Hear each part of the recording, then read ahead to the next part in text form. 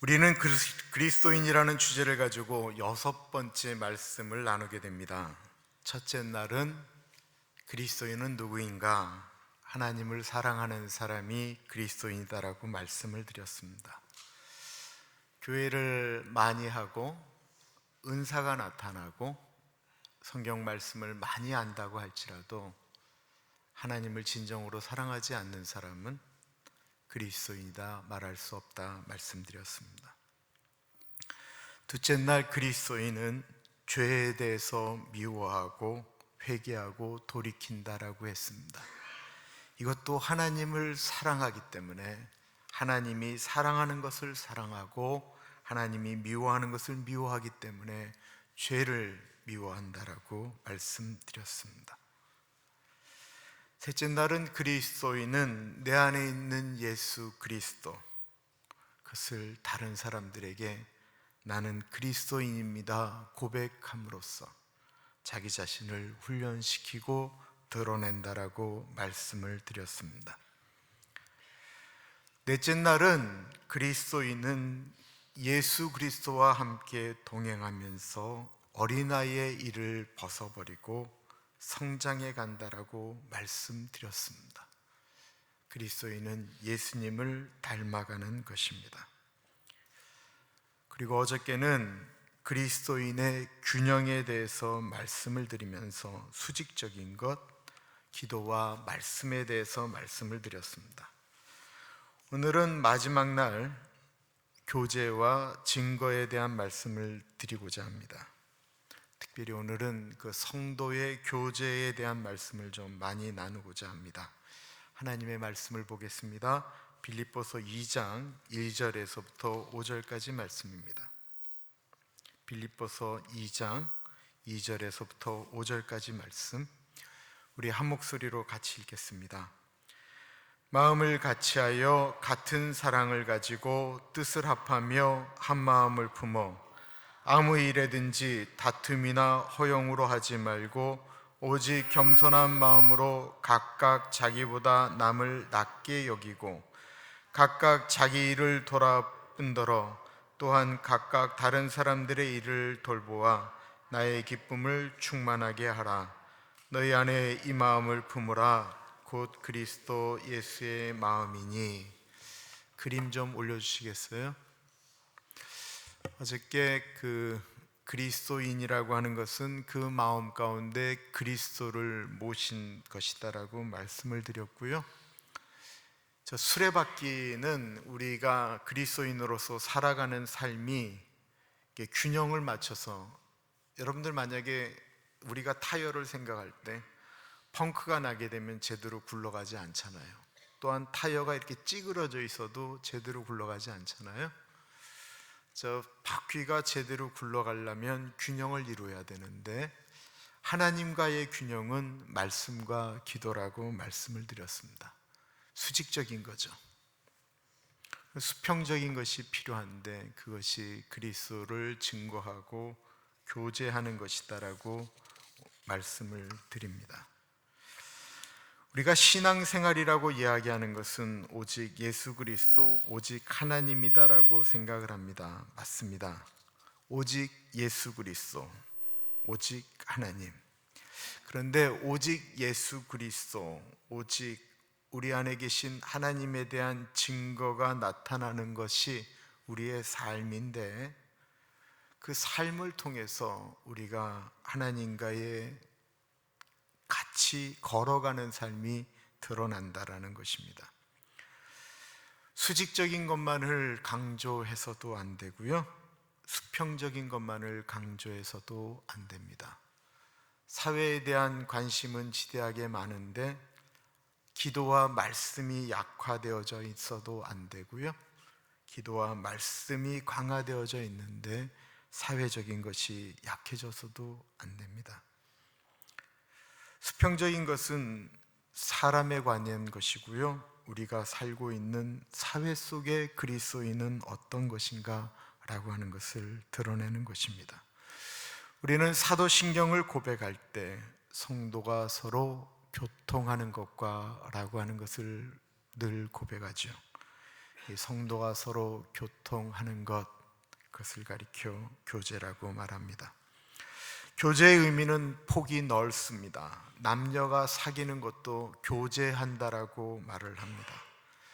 서로 사람끼리 만나서, 친구끼리 만나서 이야기하고 밥 먹는 것도 교제라고 말을 합니다. 그리고 교회에서 성도들이 모여 이야기하고 만나는 것도 교제라고 말을 합니다. 그럼 엄밀한 의미의 성도의 교제는 무엇일까요? 그리스도인의 교제라고 말할 때 우리가 다시 보아야 할 것이 있다고 한다면 저 수레바퀴 안에 누가 있느냐라는 것입니다. 예수 그리스도입니다. 사람들과의 교제와 다르게 예수 믿는 사람들 간의, 성도 간의 교제라고 하는 것에 절대로 빠져서는 안 되는 분이 있는데 예수 그리스도라는 것입니다. 요한일서 1장 3절 말씀을 보겠습니다. 요한일서 1장 3절 말씀입니다. 같이 읽어볼까요? 시작. 우리가 보고 들은 바를 너희에게도 전함은 너희로 우리와 사귐이 있게 하려 함이니 우리의 사귐은 아버지와 그의 아들 예수 그리스도와 더불어 누림이라. 모여서 교회 이야기를 한다고 해서 그것이 꼭 성도의 교제라고 말하기 어렵습니다. 우리의 사귐은 아버지와 그의 아들 예수 그리스도와 더불어 누림이라고 표현하고 있습니다. 그러면 그리스도의 교제에 있어서 꼭 예수님 이야기를 해야 성도의 교제인가? 예수 믿는 사람들끼리 모여서 야구 이야기를 한다든지 세상 이야기를 하면 그거는 성도 간의 교제가 아닌가? 그 이야기도 좋을 수 있습니다. 우리는 어떤 때는 이런 부담감 같은 것이 있습니다. 이렇게 모여서 예수 믿는 사람들이 있고 모이면 꼭 하나님의 말씀을 이렇게 이야기해야 된다라고 하는 어떤 부담감 같은 것이 있습니다. 그것이 성도의 교제다라고 말하는 것이 옳을 수도 있지만 틀릴 수도 있습니다. 어떤 분들은 이렇게 보면 우리 교회가 아니고요, 다른 부분에 보면 본인이 하고 싶은 이야기를, 본인의 주장을 하기 위해서 성경의 말씀을 끄집어낸다라는 것입니다. 제가 지금 무슨 말씀하는지 여러분들 다 이해되시죠? 본인이 원하는 것을 끄집어내기 위해서 거기에 하나님의 말씀을 붙이는 거예요.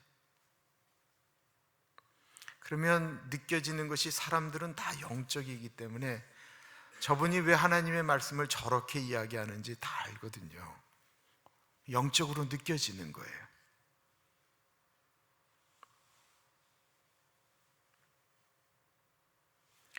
우리가 말씀을 나눌 때도 우리가 꼭 가져야 될 것이 있다고 한다면 그것은 내 안에 있는 그리스도가 그 사람에게도 더불어 하나님과 교제하기를 원하는 그 간절함이 있을 때 그것을 사용해야 된다라는 것입니다. 나는 그리스도를 자랑할 만한 것이 내 행동이나 성품 가운데는 없습니다. 나는 아무것도 없습니다라고 말하는 분들이 계십니다. 그건 겸손한 거예요. 그렇지 않다라는 것입니다. 예수님을 사랑하면 하나님께서 그에게는 분명히 예수 그리스도를 나타내게 하는, 성도 간의 교제 가운데 그래도 자기 안에서 예수 그리스도가 드러나게 하는 무엇인가를 분명히 주셨습니다. 로마서 8장 32절 말씀 우리 같이 읽어보겠습니다. 시작. 자기 아들을 아끼지 아니하시고 우리 모든 사람을 위하여 내주시니가 어찌 그 아들과 함께 모든 것을 우리에게 주시지 아니하겠느냐.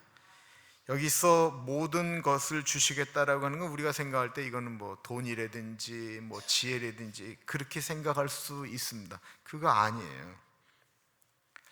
우리 안에 있는 예수 그리스도를 주신 그 하나님이 그것을 이 땅 가운데서 펼칠 수 있는 능력을 우리에게 주셨다라고 하는 것입니다. 이것이 언어적인 능력일 수도 있고 베푸는 능력일 수도 있지만 대체로는 그 모든 것들을 총괄하는 단어가 있는데 그것은 사랑이다라는 거예요. 예수님의 사랑을 받았다라고 하는 것을 느끼기 때문에 사랑이 흘러갈 수 있다라는 것입니다. 사도 요한이 요한일서를 쓰면서 가장 많이 썼던 단어가 있다고 한다면 그것은 사랑이라고 하는 단어였습니다. 근데 사도 요한이 그런 사람이 아니었습니다. 우리가 잘 아는 것처럼 예수님이 십자가를 지러 가는 그 와중에 그의 어머니를 일부러 대동을 해서, 사춘이니까 예수님에게 올라가서, 예수님, 예루살렘에 예수님이 올라가셔서 왕이 되실 텐데 왕이 되면 내 아들 요한과 야고보를 높은 자리에 올려주십시오. 그의 야망은 높은 데 올라가는 것이었습니다. 어느 날 어느 곳에 가서 이렇게 예수님을 전하는데 예수를 거부할 뿐만 아니라 도리어 배쳐가자 예수님, 하늘에서 번개를 때려서 저것들을 다 죽여버리십시오 라고 이야기하는 말을 서슴지 않고 내뱉었던 사람들이 바로 이 요한이었습니다. 그런 그가 다른 제자들 다 죽고 순교하고 본인 혼자 늙어가면서 내 인생 가운데 무엇이 남았는가?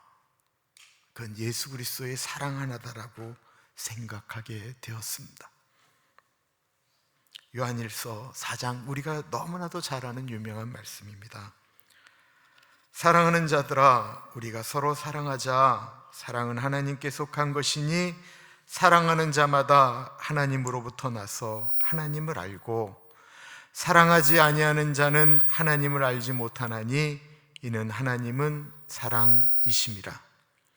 하나님의 사랑이 우리에게 이렇게 나타난 바 되었으니 하나님이 자기의 독생자를 세상에 보내심은 그로 말미암아 우리를 살리려 하심이라. 사랑이 여기 있으니 우리가 하나님을 사랑한 것이 아니요 하나님이 우리를 사랑하사 우리 죄를 속하기 위하여 화목제물로 그 아들을 보내셨습니다. 사랑하는 자들아, 하나님이 이같이 우리를 사랑하셨은즉 우리도 서로 사랑하는 것이 마땅하도다. 우리 11절을 같이 한번 읽어보겠습니다. 시작. 사랑하는 자들아, 하나님이 이같이 우리를 사랑하셨은즉 우리도 서로 사랑하는 것이 마땅하도다. 사도 요한은 성도의 사귐에 있어서 이 사랑을 마음에 품고 나누고 싶었던 것입니다. 우리의 힘으로는, 우리의 의지로는 사랑할 수 없지만 하나님이 이같이 우리를 사랑하셨은지,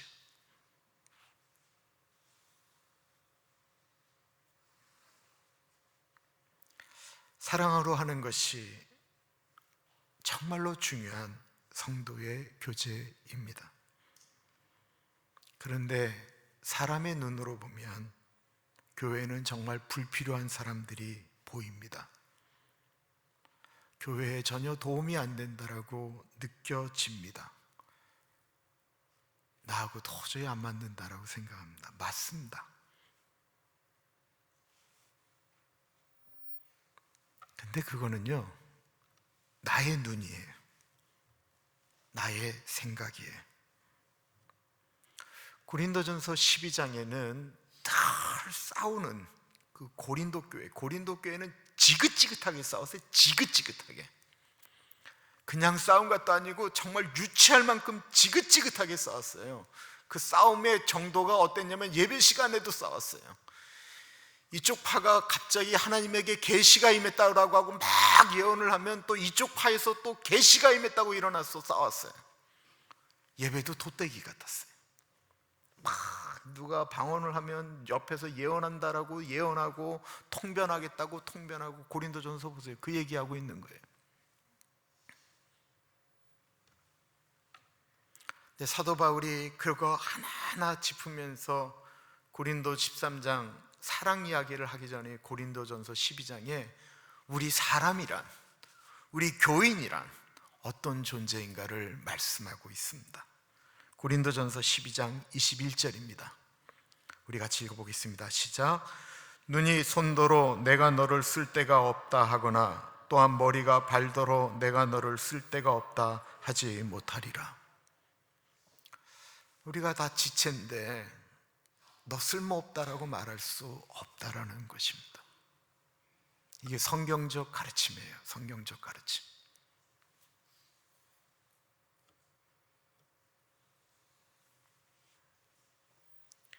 그럼에도 불구하고 우리의 눈에는 그런 것들이 자꾸 보입니다. 정확한 것은 우리 안에 계신, 저 수레바퀴를 돌렸던 우리 안에 있는, 우리가 그리스도인이라고 얘기하는 그 본질, 내 안에 있는 예수 그리스도도 그렇게 보시느냐라는 것입니다. 내 안에 있는 예수가 그렇게 본다고 하면 그렇게 보는 거지만, 정말로 우리 안에 있는 예수 그리스도가 그렇게 보느냐라는 것입니다.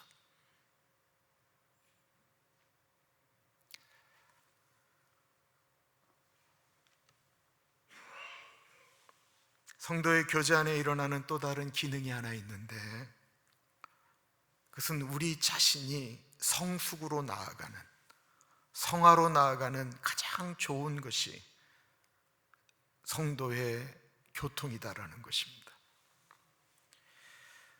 교회 다니면서 이 꼴 저 꼴 안 보겠다라고 하는 말이 멋있는 말인 것 같지만, 자기 자신의 가장 밑바닥을 볼 수 있는 건 사람하고 있을 때입니다.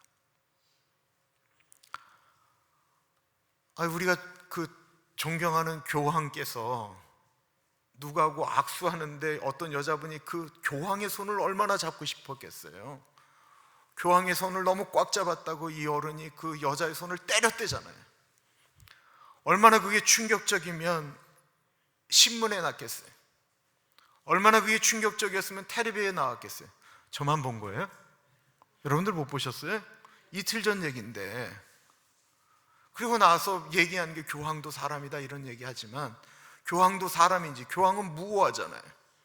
교황은 무오하다고 나오는 게 교리거든요. 근데 그 교황이 만약에 사람 안 만났으면 그런 꼴 뭐 알아보겠어요? 사람 만나다 보니까 그 모습이 드러난 거 아니에요. 그분이 나쁜 거예요? 나쁘다고 생각 안 해요. 사람 손을 너무 꽉 잡고 안 놓으면 힘들지 않겠어요? 사람 안에 있으니까 교황이 그거에 대해서 사죄하는 이유는 그분이 나빠서가 아니에요. 사람하고 있을 때 자기의 모습이 드러난 거예요. 안나가 교인, 멋진 것 같지만 혼자 있으면서 자기 자신이 예수님을 닮아갈 수 있을까요? 저 불가능하다고 생각합니다. 다른 사람하고 있다 보니 내 자신이 보입니다. 목사가 되면서 괜찮아진 게 아니에요. 교인들하고 있으면서 수도 없이 깎이니까 목사가 비슷해지기 시작하는 거예요. 아멘.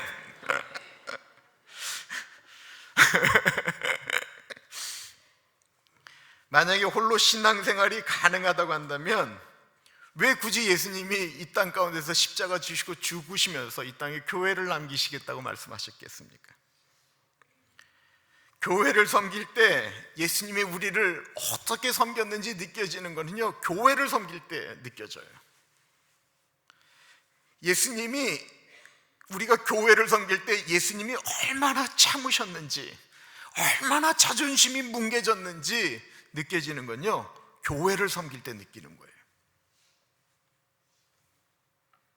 교회를 섬길 때 사람들의 마음이 얼마나 이기적인지, 예수님이 그렇게 가르치는 제자들이 이 말씀을 들으면서도 얼마나 이기적이었는지 그걸 느끼는 것도 우리가 교회를 섬길 때 느낄 수 있습니다. 근데 다른 사람이 이기적인지 그런 건 느끼는 게 아니고 그 안에서 내가 또한 얼마나 이기적인지를 보는 것입니다.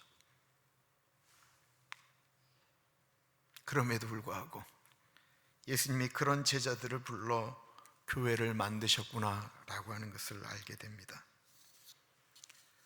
교회는 그런 가정 가운데 생겼습니다. 교회는 어려움도 있지만 우리가 정말 힘들 때 붙들고 말하고 찾아가고 애쓴 분들에 의해서 교회는 성장하고 어려움을 극복하는 것입니다. 웃고 남을 비판할 때는 즐겁고 좋은데 그런 모임이 있는데, 그런 모임이 내가 정말 마음이 힘들고 바닥을 칠 때 그 모임 안에 기도 부탁할 수 있는 사람이 단 한 사람도 없는 모임이 성도의 교제라고 이야기할 수 있습니까? 그 모임이 너무 좋고 행복해서 모이자 하고 모이고 하는데, 내가 진짜로 힘들 때 그 모임에 어떤 누구에게 가서 나를 위하여 기도해 달라고 부탁하는 사람이 내 머릿속에 모여 그려지지 않는다고 한다면, 그 모임 참 슬픈 모임입니다. 슬플 때, 힘들 때 생각나는 분은 대체로 그리스도인입니다. 별로 재미없고 별로 잘 어울리지 못하는 사람이라고 할지라도 내가 저 사람에게 기도 부탁하면 저 사람은 분명히 기도해 줄 것이다.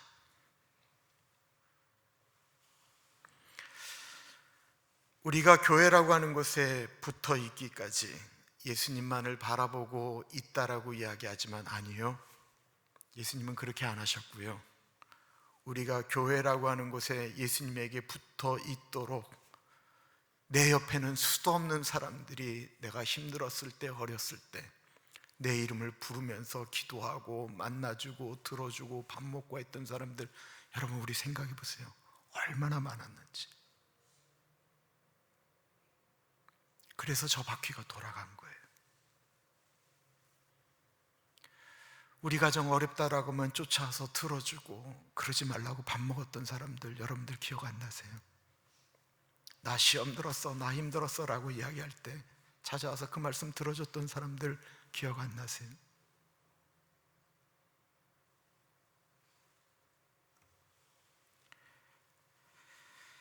제가 지금도 정말 잘했다라고 생각하는 일이 있습니다. 신학교 가면 보통 다 그렇게 기도합니다. 처음 오라고 하는 곳에 가서 전도사 시작하겠다라고 해서 처음 저한테 오라고 한 교회로 제가 갔습니다. 일산에 있는 교회였는데요, 이 교회가 진짜 막 급성장을 하기 시작했어요. 급성장. 교회가 교인이 막 느는 거예요. 그냥 느는 정도가 아니고 막 늘어가요. 그러다가 1996년도 내가 전도사 한 지 1년 반 정도 되었을 때 교회에 큰 분규가 일어났습니다. 여러분, 몇천 명 모이는 교회가 분규가 일어나니까요, 정말 놀라운 것이 사람들이 달라지는 거예요. 저는 그 교회에서 중등부와 청년부를 맡고 있었습니다. 중등부 숫자가 400명이었습니다. 제가 근데 그 400명의 이름을 다 외우고 애들의 이름을 불러주었습니다. 그 중등부 교사 대부분이 안수 집사님들이셨는데, 그 나하고 같이 1년 반 동안 기도하고 학생들을 키웠던 그 안수 집사님들이 교회 갱신을 위해서 들고 일어난 것입니다. 그분들이 누구를 붙들고 그 일을 하려고 했냐면 저를 붙들고 그 일을 하려고 했어요.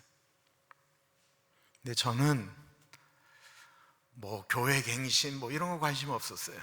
저한테 제일 중요했던 건 400명의 우리 중등부 아이들이었고, 제가 금요일마다 그때 청년들을 데리고 철야를 했는데 그 청년들이 저한테는 가장 소중했습니다. 저는 그 와중에 우리 아이들이 다치는 게 너무 싫었습니다. 그때부터 그래도 그 집사님들이 저를 굉장히 좋아하셨었거든요. 김인철 전도사 다음 이런 얘기도 많이 듣고 그랬는데, 제가 본인들의 편에 서지 않자 제 이름은 갑자기 개새끼 소새끼가 되었습니다. 여러분, 이거예요, 이거. 제가 여러분들에게 적나라하게 말씀드리니까 이해하세요. 그 교회가 5층짜리 건물이었어요. 중등부가 5층에 있었어요. 제가 엘리베이터를 타지는 못하고 1층에서 5층까지 걸어가면 저하고 같이 신앙생활을 했던 교사들이 뒤에 제가 올라갈 때 뒤를 쫓아 올라가면서 개새끼 소새끼 개새끼 소새끼 이 얘기를 들으면서 제가 중등부실에 들어갔어요. 제가 뒤를 감히 쳐다볼 수가 없어요. 나한테 그 얘기하는 분의 얼굴을 보면 내 마음이 고통받을까 봐 도저히 뒤를 돌아볼 수가 없었어요. 목소리를 들으니까 누군지 알죠? 느껴지죠? 그럼에도 불구하고 뒤를 못 돌아보겠더라고요. 그리고 올라갔어요. 청년들 중에는 그것 때문에 막 움직이고 예배 시간에 계란을 던졌던 친구도 있지만, 대체로 내가 청년들을 데리고는 밖에 나가서 호수공원에서 예배를 드렸어요.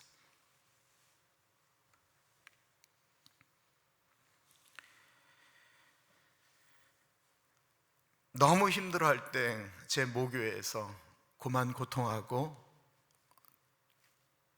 무분교회로 돌아오라는 말씀이 있었어요. 그런데 정말 떠나고 싶었는데 사람이 밟혀서 떠날 수가 없어요. 아이들이 밟혀서, 청년들이 밟혀서 도저히 못 떠나겠어요. 그래서 제가 목사님께 그랬어요. 목사님, 요거 문제가 해결되어지면 제가 그때 가겠습니다. 담임 목사님 편에서는 제가 목사님 편 안 든다고 심하게 저한테 해댔어요. 이쪽에서는 개새끼 소새끼라고 그랬어요.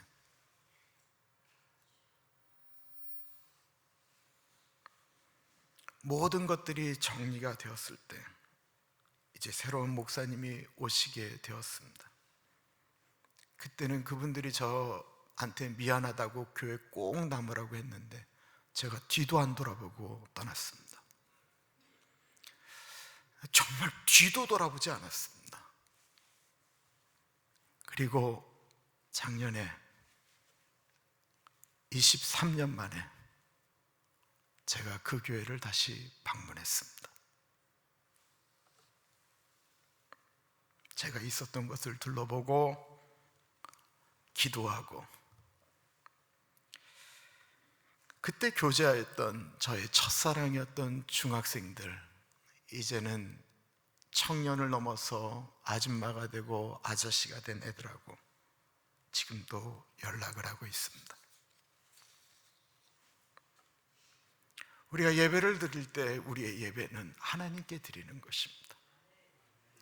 우리 안에 어떤 불만이 있다 할지라도 성도 안에 교제가 이루어질 수 있는 그 기본 골격은 우리 안에 예수 그리스도, 그 예수 그리스도 안에서 한 하나님으로 예배를 드리는 이 공동체, 이것에 대한 의미가 우리에게 분명히 있어야 된다는 것입니다. 교인 중에는 사람을 붙이면 예수님을 떠나게 만드는 특별한 재주를 가지신 분들도 있습니다. 저희 교회 말고요, 저 멀리 있는 동네에서 본 적이 있긴 합니다. 히브리서 3장 우리 같이 보겠습니다. 히브리서 3장 우리 같이 읽어볼까요? 시작. 형제들아, 너희는 삼가 혹 너희 중에 누가 믿지 아니하는 악한 마음을 품고 살아계신 하나님에게서 떨어질까 조심할 것이요, 오직 오늘이라 일컫는 동안에 매일 피차 권면하여 너희 중에 누구든지 죄의 유혹으로 완고하게 되지 않도록 하라. 히브리 저자는 하나님께로부터 사람이 떨어지는 것에 걱정을 액습니다. 성숙한 교제는 죄를 짓게 하는 것이 아니고 죄의 유혹으로부터 우리를 보호한다라는 것입니다. 그래서 여러분, 교회가 필요합니다. 죄인들이 모인 곳이지만 그 중에서 예수님 앞에 좀 더 나아가 있는 성숙한 분들이 그래도 곳곳에 계시기 때문에 다른 사람들이 더 죄로 넘어가지 않도록 같이 붙들고 가기 때문에 그렇습니다. 전도서 4장 보겠습니다. 같이 읽어보겠습니다. 시작. 두 사람이 한 사람보다 나음은 그들이 수고함으로 좋은 상을 얻을 것임이라. 혹이 그들이 넘어지면 하나가 그 동물을 붙들어 일으키려니와 홀로 있어 넘어지고 붙들어 일으킬 자가 없는 자에게는 화가 있으리라. 또 두 사람이 함께 누우면 따뜻하거니와 한 사람이면 어찌 따뜻하랴. 한 사람이면 패하겠거니와 두 사람이면 맞설 수 있나니 세 겹줄은 쉽게 끊어지지 아니하느니라. 어느 모임에 신실한 한 사람만 있어도 그것이 가능해진다라는 것입니다. 누가 그 사람이 될 수 있을까요? 누가요? 예수 그리스도를 모시고 하나님의 뜻을 분별하기 위해서 말씀과 기도로 움직이는 사람. 여러분, 내가 그런 사람 되고 싶지 않으십니까? 다른 사람에게 불평 바이러스, 불만 바이러스, 악을 심어 놓는 바이러스가 아닌 주께로 돌아오게 하는, 주님 생각하게 만드는 그런 선한 바이러스를 풍기는 그런 사람 되고 싶지 않으십니까? 또 다른 한 것은 증거라고 했습니다. 이건 말할 것도 없이 예수님을 증거하는 삶을 사는 것입니다. 데살로니가 전서 2장 4절을 보겠습니다. 같이 읽겠습니다. 오직 하나님께 옳게 여기심을 입어 복음을 위탁받았으니 우리가 이와 같이 말함은 사람을 기쁘게 하려 함이 아니요 오직 우리 마음을 감찰하시는 하나님을 기쁘시게 하려 함이라. 증거하는 삶도 우리 안에 가장 좋은 예수 그리스도가 계실 때 가능한 것이죠. 예수님이 가장 귀한 것이다라고 느껴지면 가장 귀한 것을 드러내고 싶기 때문에 그렇습니다. 우리는 이런 생각을 할 때가 종종 있습니다. 세상 두 쪽이 나도 저 사람은 절대로 예수 안 믿는다. 저 사람은 너무 싸납게 생겼기 때문에 내가 예수 믿는 티만 내도 나를 공격할 것이다. 지금으로부터 정확히 29년 전 충청도 송울이라고 하는 곳에 CCC 수련회가 열렸습니다. 요즘은 그렇게 안 모인다고 하는데요, 그때만 해도 수련회가 열리면 2만 명이 넘는 젊은이들이 모였습니다. 그때 한 미국에서 온 자매가 간증을 했습니다. 이 자매가 너무나도 큰 은혜를 받고는 그냥 사형리 책자를 들고 전도하러 돌아다니다가 어느 순간에 가지 말아야 될 때까지 깊숙이 들어간 거예요. 아무도 없는 길에서 오토바이 폭주족들을 만난 것입니다.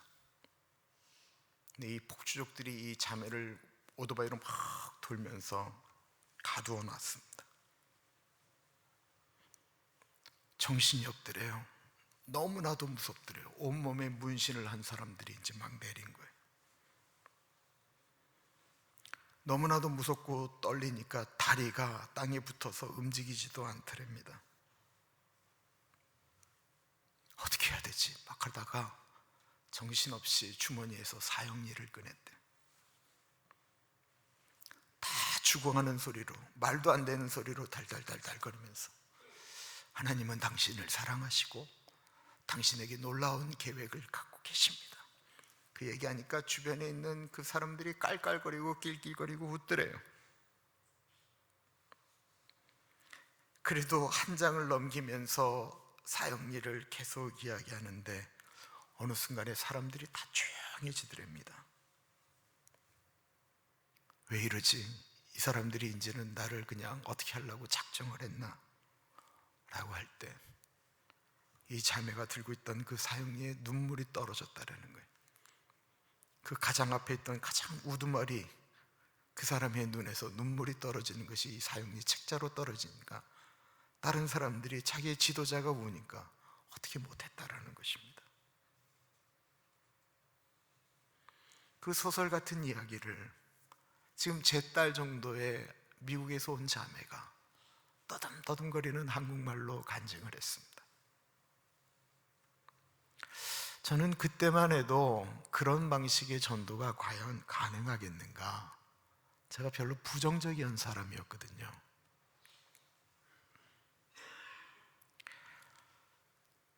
우리가 증인의 삶을 살 때 우리가 너무 괜찮아서 증인의 삶을 살 수 있으면 얼마나 좋겠습니까마는 그게 다 그렇게 될 수 없거든요. 여러분, 우리가 얼마나 괜찮아지면 우리가 예수를 전할 수 있어요? 그게 제일 좋은 무기이긴 한데 정말 우리가 얼마나 괜찮아지면 우리가 예수를 전할 수 있겠습니까? 애쓰고 노력해야 되죠. 그러나 우리가 전할 때 우리가 역사하는 것이 아니고 우리 안에 있는 예수 그리스도가 역사하는 것입니다. 작년에 저희 교회 전도부가 만들어졌습니다. 여러 가지 시도를 했었습니다. 작년에 처음으로 전도 대상자라고 이야기하면서 이름이 올라간 분들이 있었습니다. 100여 명의 이름이 올라갔는데 그 중에 그래도 저희 교회에 등록한 사람이 몇 명이 있었습니다. 여러분 놀랐지 않습니까?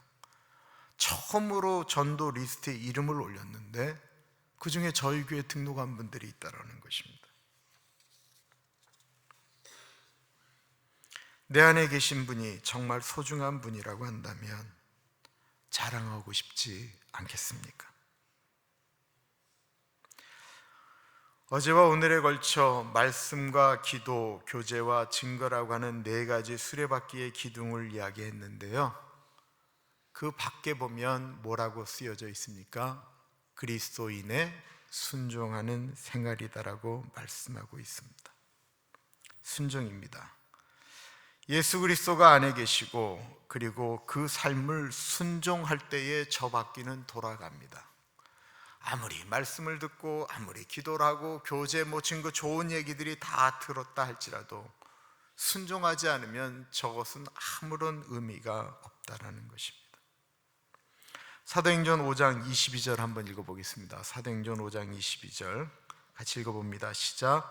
우리는 이 일의 증인이요 하나님이 자기에게 순종하는 사람들에게 주신 성령도 그러하니라 하더라.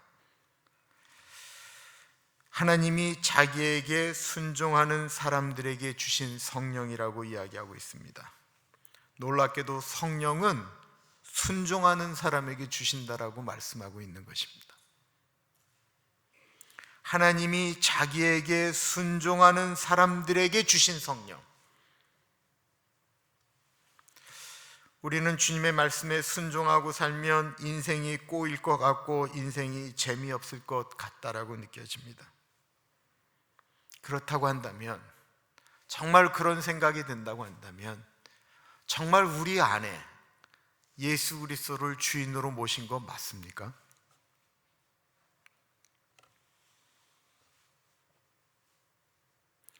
순종하는 것이 예수 그리스도가 내 삶의 주인인 것을 고백하는 실제입니다. 제가 집사람하고 결혼한 다음에 정말 힘들었습니다. 저는 잠을 한번 자려면 상당한 시간이 필요한 사람입니다. 그리고 새벽 4시가 되면 저절로 눈이 떠지는 완전한 새벽형 인간입니다.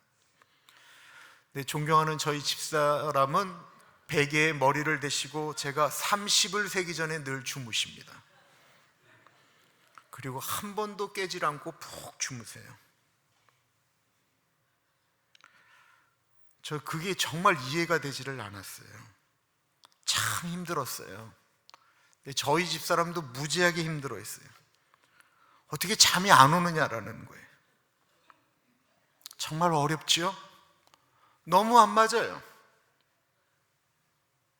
누군가가 내 옆에 왔다라고 하는 것이, 나하고 새로운 삶을 시작한다라는 것이 너무 익숙하지가 않은 거예요.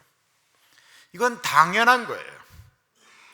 여태까지 우리가 살았던 인간의 삶을 살다가 우리 안에 예수 그리스도를 모시고 예수 그리스도와 함께 살겠다라고 이야기하는 것이 금방 그렇게 되느냐? 되지 않아요.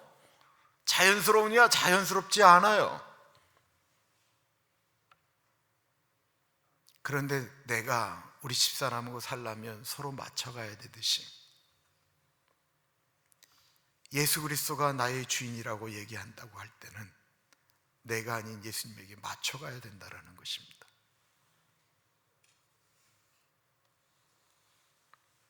나는 노력해도 안 된다. 그건 노력하는 것이 아니고 순종하는 것입니다. 순종은 노력이 아닙니다. 순종하면 정말 놀라운 간증이 만들어집니다. 그리고 그 간증은 성도 간의 교제 가운데 예수님을 생각하게 합니다. 제가 지난 12월 달에 저희 교인들 모임의 식탁에 초대를 받았는데 그 모임에 모인 이 구성원들이 도저히 내가 이 조합이 안 맞는 거예요. 도대체 이 모임이 왜 만들어졌는가? 이유는 한 사람의 간증을 듣고 싶어서 어른들이 그 자리를 만들었다라는 것입니다. 그리고 그 자리에서 나눈 간증 때문에 어떤 분이 저에게 나도 저렇게 좀 살고 싶다라고 하는 거룩한 열망은 드러냈습니다. 우리가 그런 삶을 살면 우리들의 자녀들이 보고 자랍니다.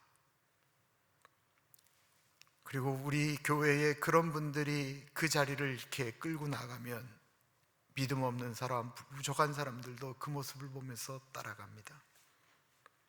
그리고 그들을 우리는 그리스도인이라고 부릅니다.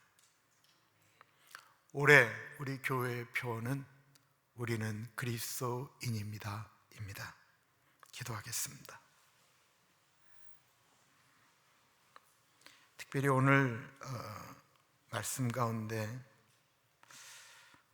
성도의 교제에 있어서 가장 중요한 것은 나의 기준을 낮추는 것입니다. 내 안에 있는 예수 그리스도의 눈으로 사람을 보려고 노력하는 것입니다. 주님, 제가 그렇게 노력하겠습니다.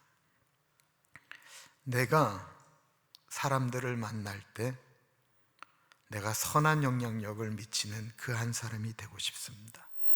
기도하겠습니다. 참으로